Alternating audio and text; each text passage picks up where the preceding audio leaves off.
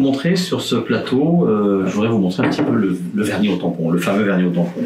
Alors ici, on a affaire à un plateau de marqueterie qui a déjà été verni au tampon il y a fort longtemps et qui est vraiment très endommagé.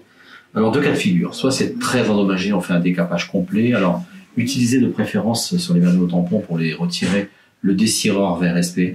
Le dessireur qui, comme son nom l'indique, est fait pour la cire, marche très bien également sur ces vernis traditionnels que sont les vernis au tampon. Donc privilégiez ce produit, le dessireur vert, pour décaper ces surfaces-là, plutôt qu'un décapant qui pourrait dégrader un petit peu parfois les couleurs ou les bois de plaquage qui sont des fois très fins. Alors le nettoyage ici, moi je vais le faire simplement avec un papier abrasif très fin. C'est-à-dire qu'en fait on va conserver la base de notre vernis au tampon. On ne va pas l'éliminer complètement, on va le recharger, on va retravailler par-dessus. Parce que c'est l'une des particularités de ce produit, on n'est pas obligé de tout refaire à zéro. Alors, comme là, il est quand même bien dégradé, je vais le poncer légèrement avec des abrasifs très fins. Là, je vais travailler avec une mousse à poncer super fine. Et je vais faire un petit ponçage de ma surface. Ça, pour regagner un petit peu le côté très soyeux, très lisse au toucher. Donc, on va reponcer délicatement cette surface. Là, je ne retire absolument pas de plaquage, il n'y a aucun problème, on peut y aller. Je travaille sur l'ancien vernis que je vais radoucir correctement.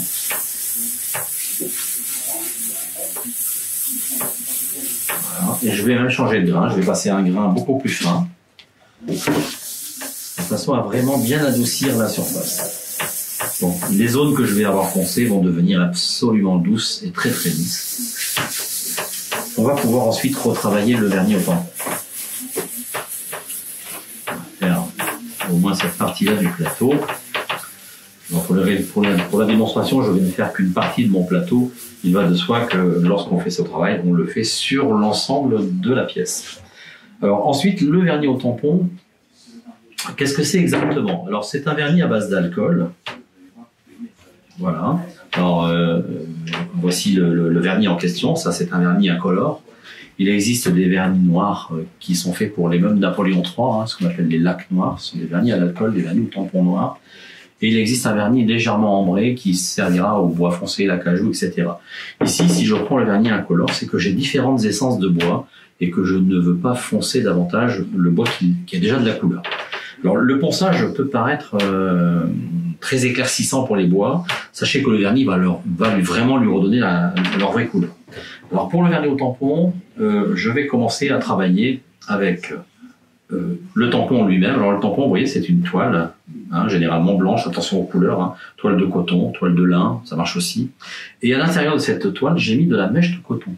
Et cette mèche de coton me sert tout simplement de réservoir. On va l'imprégner de vernis et vous verrez que le vernis va passer au travers de la toile. Ce tampon que je vais donc ouvrir et que je vais chercher, je vais l'alimenter.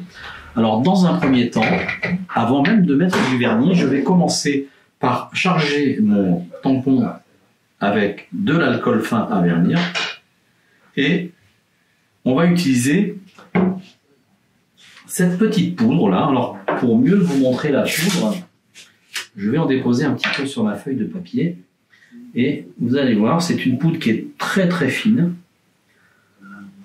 On dirait presque du talc au niveau du grain, c'est très très très fin.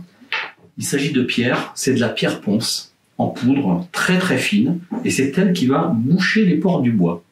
Donc j'ai humecté, j'ai donc chargé un petit peu mon tampon d'alcool.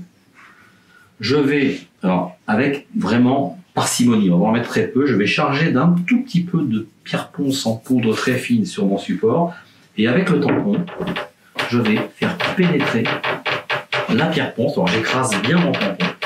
Il faut faire pénétrer la pierre ponce dans les pores du bois. Et c'est ça qui va boucher les pores du bois. Cette poudre très très fine va s'insérer dans les cavités qui existent dans le bois, qui sont ces pores. Et c'est ce qui va me permettre vraiment d'avoir une surface extrêmement lisse. Puisque le but est d'obtenir quasiment la surface d'une plaque de verre. Lorsque le port est vraiment bien rempli, on a quasiment un satiné. Alors, de temps en temps, je vais recharger un petit peu en ponce. Le tampon, au passage, va récupérer la ponce qu'il va promener sur la surface et dès qu'il va rencontrer un petit port, hop, la pierre ponce va pénétrer suivant. Alors cette opération-là, selon les plaquages que l'on va vernir, selon les surfaces que l'on va vernir, on va avoir plus ou moins rapidement le port du bois se remplir. Plus ou moins rapidement parce qu'il y a des bois qui sont très fins, dont le port est peu profond, et il existe des essences de bois où le port est plus généreux, donc ce sera forcément un petit peu plus long à travailler. Alors, quand on aura fait ce passage à la pierre ponce, on doit déjà avoir quasiment un aspect presque satiné, hein, on a un effet... Alors voyez-vous le mouvement que je fais en mouvement circulaire comme ceci, vous voyez, je tourne avec mon tampon. En fait, c'est pour créer un mouvement sans fin. Que ce mouvement-là est perpétuel, hein, on continue, on déplace le tampon et on tourne toujours en faisant des tirons comme ceci pour bien faire pénétrer la ponce. Et c'est très important quand on va commencer à travailler avec le vernis, on va travailler un peu selon le même principe, où on travaille toujours sur un mouvement infini, de façon à ne pas marquer d'arrêt. Si vous marquez un arrêt au moment où vous êtes en train de vernir, le tampon aura tendance à coller. Donc, quand vous démarrez votre tampon au même titre que quand vous l'arrêtez, on ne pose pas son tampon, on le fait glisser pour le faire partir. Et quand on arrête la tamponner, on appelle ça une tamponnée dans notre jargon, on va relever la main, hop, en décollant. Jamais d'arrêt. Alors, on ne passe jamais de vernis au tampon en faisant comme ceci, parce que si je frotte comme ceci, dites-vous bien qu'il va bien falloir que je m'arrête pour repartir dans l'autre sens. Aussi court soit l'arrêt, c'est très mauvais pour le résultat. D'où la nécessité de démarrer comme je viens de le faire et de s'arrêter en envolant la main, tout simplement. D'accord ? Alors, quand le remplissage est parfait à la ponce, on va recharger le tampon, on va le réouvrir, et on va le recharger avec de l'alcool. On va toujours humidifier notre mèche d'un peu d'alcool. Et on va également le charger avec le fameux vernis au tampon. Donc ce vernis au tampon qui lui va nous donner l'excellence au niveau brillance, hein, au niveau profondeur. Il n'y a pas plus fin comme vernis. C'est vraiment le vernis qui va sublimer le bois, hein, au niveau de ses veines. Alors on va refermer le tampon. Et là, on va travailler, pareil, on va déposer le vernis, cette fois-ci c'est du vernis qu'on dépose, hein, toujours en ces mouvements circulaires. Alors ne vous attendez pas à une brillance immédiate, hein, c'est le travail en fait du tampon qui va progressivement, comme si on faisait un polissage, hein, qui va progressivement amener la brillance du tampon. Alors pour ceux qui ont déjà essayé, ou pour ceux qui vont essayer ce procédé, sachez qu'il y a un moment où on peut sentir un effet de collage. Hein, le tampon a tendance à coller un petit peu. Alors souvent, c'est quand il est un peu surdosé en vernis. Hein. Et dans tous les cas, même lorsqu'il n'est pas surdosé, on a toujours ce phénomène d'un petit peu de collage. Il y a un moyen très simple pour éviter cela, c'est de travailler avec de l'huile de vaseline clarifiée. Et en effet, l'huile de vaseline clarifiée, vous allez voir comment je la prends, uniquement avec la pointe de mon doigt. Et je vais déposer une petite goutte d'huile que je vais répartir sur mon tampon, sur la partie de la toile qui travaille en fait. Et ça, en fait, ça va m'aider à faire glisser le tampon. L'huile permet d'avoir une parfaite glisse. Et ça empêche le collage.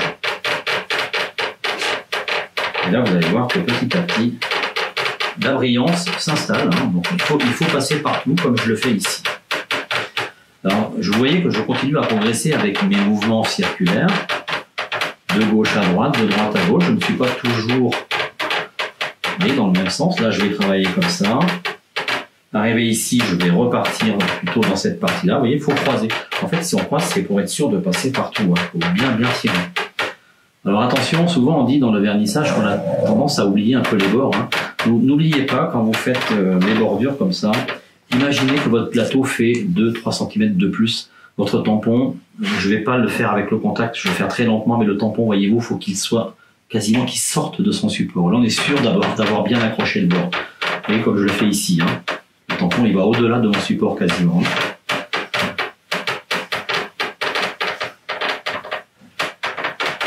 Voilà, donc là, on va commencer à monter en brillance. Lorsque vous souhaitez arrêter, parce qu'on peut très bien dire, j'ai une belle brillance, je vais le poser, je vais l'arrêter un petit peu, je le reprendrai un peu plus tard. Lorsque vous devez l'arrêter, votre passage de mouvement circulaire comme ça a tendance à laisser évidemment des petites traces de rond. Donc, on va vous demander d'allonger le mouvement. Alors, allonger le mouvement, ça pourrait être des ronds plus importants, mais il y a une autre technique qui est très utilisée, qui est plutôt la forme de 8. Parce que le 8, en fait, comme le rond, est un mouvement infini. D'accord? Donc, si vous travaillez en 8 comme ça, vous allez étirer votre vernis, plus dans la longueur.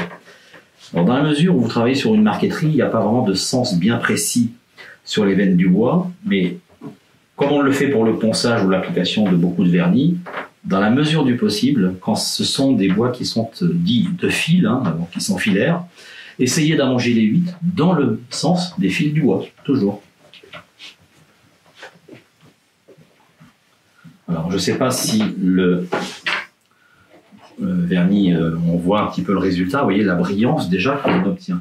Alors, le vernis au tampon est quelque chose qui est un travail, on va dire un peu de longue haleine, hein, c'est pas quelque chose qui se fait sur une tamponnée. Il faut considérer que ce que je viens de faire là n'est qu'une seule tamponnée. Hein, et on va travailler jusqu'à assèchement de son tampon. Alors, le tampon, quand je dis assèchement, je pourrais le presser comme un citron, rien ne va sortir. Hein. Il est humide, il contient bien sûr du vernis. Hein, et la façon de moi de tenir le tampon, et de temps en temps, vous verrez des vernisseurs faire ce geste-là. En fait, on tape sur le tampon pour faire redescendre le vernis qui est incorporé déjà dans la mèche de coton. D'accord? Il va migrer, hein, on va aller le chercher en tapotant comme ça pour le faire descendre. Et on va bien écraser le tampon. Quand je dis écraser, on écrase aussi pour que le tampon, justement, libère ce vernis. Il est évident qu'entre chaque tamponné, on va laisser tirer un petit peu le vernis. Le bois va en fait aura tendance à absorber un peu de ce vernis. Donc le travail que vous aurez réalisé, qui vous semblera déjà bien brillant, va tomber un petit peu. C'est tout à fait normal. On dit que le vernis tire. Hein, et on va renouveler. On va faire plusieurs tamponnés comme ceci.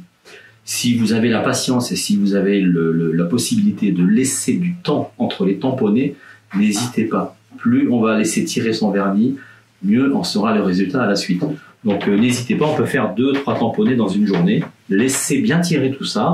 On peut même le laisser tirer plusieurs jours et reprendre le vernis pareil, en le retravaillant de la même façon.